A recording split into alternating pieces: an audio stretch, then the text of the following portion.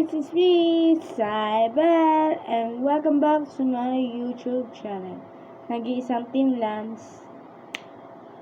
So, kanina, yung dalawang magkahiwalay. So, pero bukas, magkasama yan. Ipagdasal natin yung dalawa, sana magkasama yung dalawa sa studio.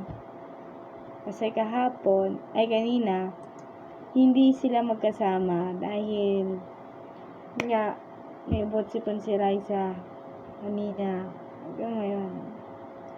Ngayon naman kasi, nagpapagaling din siya. Katulad ko kasi, papagaling ako sa mga sakit ng katawan ko. Yan. Hindi sakit ng katawan ko yung sa paa. Tsaka yung sa utak ko. So, yan. At sa akin, susunod, birthday ko na nga pala sa susunod.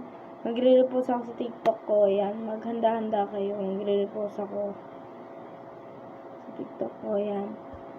At syempre, hindi naman isang tao na nag-birthday sa Itbulaga kundi lahat. So, kahapon, kanina, nakita ko si Bimbi at si Raisa. So, sabi ni Bimbi, thank you po, salamat po sa suporta sa amin ni Raisa. Yun, suporta sa kanilang dalawa. So, si Raisa at si Bimbi naman, si Bimbi nakatingin kay Raisa, tapos si Raisa nakatingin din kay Bimbi. Para sila hindi naiilang sila sa isa't isa, pero kami nila hindi mailangan. Hindi kami nag-iilang, kami nila hindi.